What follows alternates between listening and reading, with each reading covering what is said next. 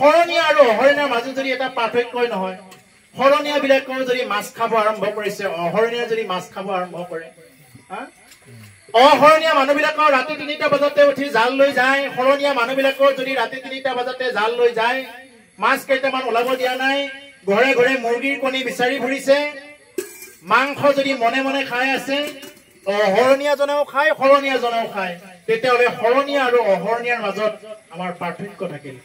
এটাতো পাৰ্থক্য লাগিব এটা।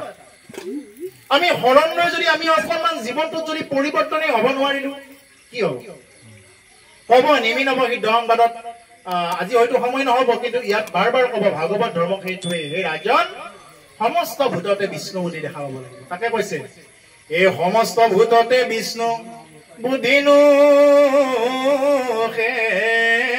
যাৱে, কায় বাক্য মনে অভ্যা শিৱায়ে ভাবে।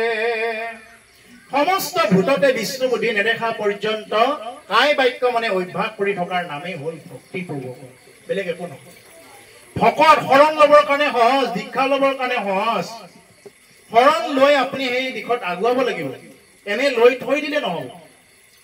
তাৰ উপৰি কিছুমান বিভিন্ন প্ৰকাৰৰ আচাৰ ব্যৱহাৰ, নীতি নিয়ম, ভাষা, যদি অহৰণীয়া মানুহ এজনো প্ৰতিটো শব্দত এটা এটা বেয়া শব্দ কোৱা মানুহ আছে, অহৰণীয়া মানুহজনে প্ৰায় আছে এনেকুৱা, প্ৰতিটো কথা কওঁতে কওঁতে এটা এটা বেয়া শব্দ এটা জুৰিব। মানে অহৰণীয়াজনেও যদি এনেকুৱা শব্দ কয়, শৰণীয়াজনেও যদি এনেকুৱা শব্দ কয়, ইয়াতকৈ দুৰ্ভাগ্য আৰু আমাৰ কাৰণে কি থাকিলে আৰু।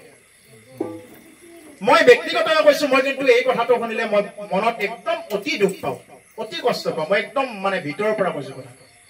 যদি কোনোবা শৰণীয়া বা ভকতে বা যিকোনো ধৰণৰ পন্থৰ যিকোনো বৈষ্ণৱে যদি কেতিয়াবা মুখেৰে বেয়া শব্দ যদি এটাও যদি কয় আমাৰ আগত, মনৰ পৰা অতি কষ্ট পাওঁ, অতি বেয়া পাওঁ।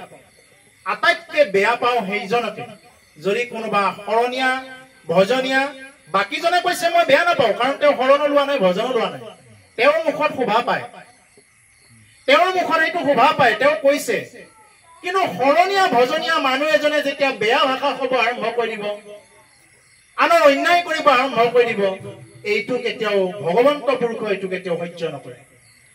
কাৰণ ভকত মই এৰে ভকতে নিচিন্তে কিছু আন, মই ভকতত পৰে নিচিন্ত হোৱা। ভকতে মোকেই চিন্তা কৰি থাকে আৰু ময়ো ভকতকেই চিন্তা কৰি থাকো। এই ভক্ত ভগৱন্তৰ অংগাংগী সম্বন্ধ। অংগাংগী শব্দটোৰ অৰ্থ হৈছে এটা কেৰি আনটো মানে লৰচৰ নাই। আমাৰ যেনেকুৱাকে আঙুলি কেইটাক বাদ দি হাতখন সম্পূৰ্ণ নহয়, হাতখনক বাদ দি আমাৰ দেহটো সম্পূৰ্ণ নহয়, অসম্পূৰ্ণ হৈ থাকিব, ঠিক তেনেকুৱা মানে কি যে এটা সম্পৰ্ক আছে, অংগাংগী সম্পৰ্ক। গতিকে প্ৰভুসকল, আমি যাতে তেনেকুৱাকে প্ৰকৃত হবৰ কাৰণে চেষ্টা কৰো। ভকত হব সহজ, কিন্তু এই নিয়মবিলাক পালিবৰ কাৰণে খুব টান। যিয়ে নেকি মানে একদম নিয়ম সদায় আজি ৰাইজক দেখুৱাবৰ কাৰণে পালিলেই নহব, তেওঁ ঘৰত থাকিলেও পালিব লাগিব, তেওঁ সমস্ত য'তে ফুৰে ত'তে পালিব লাগিব। ৰাইজে ক'ব লাগিব বোলে অ হয় এওঁ পালে, ওচৰৰ মানুহেও ক'ব লাগিব বোলে অ হয় এওঁ নোখোৱাটো হয়। এনেকুৱা ভকতো পোৱা যায় আমাৰ মাজতে, বোলে শৰণ লৈছে কিন্তু মাছ খাব আজিলৈও বাদ দিয়া নাই। এইটো আমাৰ অতি পৰিতাপৰ কথা যে ভজন লৈছে, মাছ খাব বাদ দিয়া নাই। কিছুমানে মালা জপ কৰে কিন্তু মাছ খাব বাদ দিয়া নাই। কিন্তু মহাপুৰুষ শংকৰদেৱ গুৰুজনে একদম নাম ধৰি কৈছে কীৰ্তনত, মীন মৃগ সাধুনৰ অকাৰণে বৈৰী। মীন মানে মাছ, মাছে কেতিয়াও কাৰো ভাতৰ কাঁহী কাঢ়ি খাব নাহে। বেচেৰাহঁতে পানীতে থাকে, পানীত থাকি কি কৰি থাকে, যি পায় আৰু তেনেকুৱাকে সেইবিলাক খাই থাকে, কাৰো অন্যায় নকৰে সিহঁতে। কিন্তু মাছৰ শত্ৰু বহুত, বগলী কেইটাও যাব, বিভিন্ন প্ৰকাৰৰ চৰাই চিৰিকটি যাব, আৰু মানুহৰ ফান চাওকচোন কিমান বিলাক আছে। মাছ এতিয়া হওঁতে হওঁতে এতিয়া বৰষুণো নোহোৱা হ'ল, মাছো নোহোৱা হ'ল। আগতে খালৈ খালৈ মাছ ধৰিছিলে, আমাৰ দেওমৰৈ পথাৰত মাছ ধৰিছিলে, কিমান পল, জাকৈ, এইবিলাক ডাঙৰ ডাঙৰ চাৰিটনীয়া জাল এইবিলাক। গতিকে এতিয়া ক'ত আছে এইবিলাক? এতিয়া নোহোৱা হৈ গ'ল, নাই। আগতে বেৰ দিছিলে আইসকলে, এতিয়া নাই, এইবিলাক নোহোৱা হৈ গ'ল নে? গতিকে সেই ঠিক তেনেকুৱা। গতিকে প্ৰভুসকল, সেই বস্তুবিলাক আমি যদি মাছক যদি তেনেকুৱাকে হিংসা কৰিব যাওঁ সেইটো নহ'ব। আৰু এটা হ'ল মৃগ বুলি কৈছে, মৃগ মানে হৰিণা। হৰিণাই কেতিয়াও কি নকৰে, কাৰো ভাতৰ কাঁহী কাঢ়ি নাখায়। বেচেৰাহঁতে ঘাঁহ কেইডাল খাইছে, বন কেইডাল খাইছে, আৰু তেনেকুৱাকে মানে পেট প্ৰবৰ্তাই আছে। কিন্তু হৰিণাৰ সোঁতটো বহুত, মানুহও খাব যায়, এইফালে বাঘ ভালুকেও খেদি যায়, সিংহও খেদি যায়, মানে শত্ৰু বহুত, ভালকে থাকিবই নোৱাৰে। সিহঁতেতো কাকো শত্ৰুতা নকৰে। গতিকে সেইকাৰণে কৈছে আৰু এজন হল ভকত, যিসকলে হৰি ভক্তি কৰে সেইসকল ভকত। এই ভকতসকলৰ শত্ৰু বহুত। সাধু নৰ, যিসকল সাধু সন্ত আছে এওঁলোকৰ শত্ৰু বহুত। আৰু সেইকাৰণে কৈছে যে এই তিনিটা শ্ৰেণী একদম শত্ৰু বেছি বুলি মহাপুৰুষ শংকৰদেৱে কীৰ্তন ঘোষাত এই কথাটো স্পষ্টকৈ কৈছে।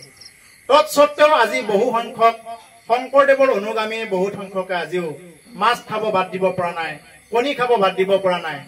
অন্যসকলৰ কথা ক'ব নাযাওঁ, শৰণ নোলোৱাসকলৰ কথা ক'ব যোৱা নাই। শৰণ লোৱাসকলে আজিলে বাদ দিব পৰা নাই, এইটো আমাৰ কাৰণে অতি দুৰ্ভাগ্য, পৰিতাপৰ কথা। তাৰ কাৰণে আমি চিন্তাৰ চৰ্চা কৰি আছো। আমি আকৌ এটা নৱজাগৰণ আনিব লাগিব, এই সম্পৰ্কেও চিন্তাৰ চৰ্চা কৰি থকা হৈছে। আৰু ইতিমধ্যে আমাৰ কথা বতৰাও চলি আছে অসমৰ বিভিন্ন ঠাইত। গতিকে এটা বৃহৎ নৱজাগৰণ আনিব লাগিব। ভকত এনে নামত ৰাইজক দেখুৱাবৰ কাৰণে গলত গামোচাখন লৈ ধুতি চোলাযোৰ পিন্ধিলেই নহ'ব, নাম ধৰিলেই নহ'ব, নেগেৰা তাল এইবিলাক মানে বজাই বজাই ফাটাই দিলেই নহ'ব। কি কৰিব লাগিব? এইবিলাক আমি হৃদয়ৰ পৰা অনুভৱ কৰিব লাগিব, তেতিয়াহে এইবিলাকৰ সাৰ্থকতাটো হ'ব।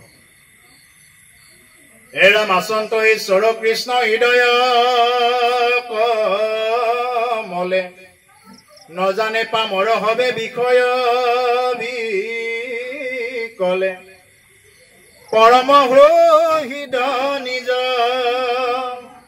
আত্মা মহাহৰি, অধোগতি যায় লোক তাংকয় নাদৰি। আচন্ত ঈশ্বৰ কৃষ্ণ হৃদয় কমলে, আমাৰ হৃদয় কমলত কি হৈ আছে? ভগৱন্ত পুৰুষ ইয়াত বিৰাজমান হৈ আছে। প্ৰতি প্ৰতিকৰ হৃদয়ত ঈশ্বৰ বিৰাজমান হৈ আছে। সেইকাৰণে আমি দেখাজনকে ভকতজন যদি আহে ঈশ্বৰ দেখা পোৱা দি পাব লাগে। যদি সাধুভন্তৰ দৰ্শন পোৱা যায় ভগৱন্তক দৰ্শন পোৱা দি পাব লাগে। দেখাজনকে যদি তুমি কৃষ্ণ বুলি নোকোৱা, দেখাজনকে যদি ৰাম বুলি নোকোৱা, তেওঁ আহিছে আহিছে য'তে বহে বহি থাকক, এনেকুৱা যদি ভাৱ হয়, তুমি দেখাজনকে ৰাম বুলি নোকোৱা, দেখাজনকে কৃষ্ণ বুলি নোকোৱা, নেদেখাজনক আৰু তুমি কি ভক্তি কৰিবা? যি ভকতে গংগা গয়া কাশীও পবিত্ৰ কৰাই দিব পৰা ক্ষমতা আছে, ভকত য'ত অৱগাহন কৰে ত'ত গংগা গয়া কাশী চববিলাক সেই ঠাইত আহে। আজি ভাগৱত অনুষ্ঠান য'ত মানে আয়োজন হৈ থাকে, য'ত কথা এনেকুৱা কথা কীৰ্তন হৈ থাকে ভাগৱতৰ, সেই স্থানত যদি শুদ্ধ ভকতে যদি অৱগাহন কৰে, আগমন কৰে, তাতে সমস্ত গংগা গয়া কাশী সমস্ত একে স্থানত আহি ৰয় বুলি কৈছে, বাৰ বাৰ কৈছে এই কথাবিলাক। গতিকে সেইকাৰণে যদি সেই পৰম নিৰ্মল ভকতসকলক দেখা পায়ো যদি কোনোবাই যদি আহিছে আহিছে য'তে বহে ত'তে বহক, কৃষ্ণ বুলিও যদি ক'বৰ কাৰণে বা হাত কেইখনো যদি উঠা নাই জোৰ কৰিবৰ কাৰণে, ইয়াতকৈ দুৰ্ভাগ্য আৰু কি আছে? গতিকে সেইকাৰণে কৈছে আচন্ত ঈশ্বৰ কৃষ্ণ হৃদয় কমলে, আমাৰ প্ৰতিকৰ হৃদয়ত বিৰাজমান হৈ আছে। আমি কি কৰিব লাগে? এই বস্তুটো জানিব লাগে। সেইকাৰণে কি বুলি কৈছে? বৰগীতত কৈছে নহয়, যত জীৱ জংগম কীৰ্তপ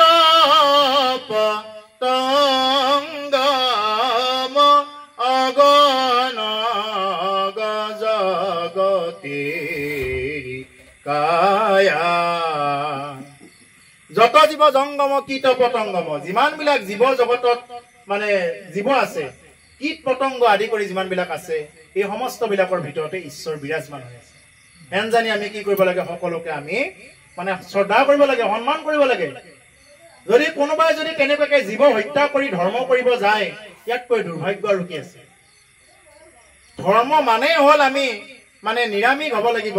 প্ৰথম কথা এইটো, LP স্কুলত যেনেকুৱা প্ৰথম স্কুলত গ'লে নখ চুলি চুটি কৰি কাটি যাব লাগিব, মানে যিমান পাৰি পৰিষ্কাৰ পাতিকৈ যাব লাগিব, ঠিক তেনেকুৱা ভক্তি ৰাজ্যত আহিব লাগিলে সৰ্বপ্ৰথম আমি এই বস্তুবিলাক জানিবই লাগিব যে আমি মানে খাদ্যৰ ক্ষেত্ৰত আমি বিশেষ গুৰুত্ব দিব লাগিব, এইটো জানিবই লাগিব।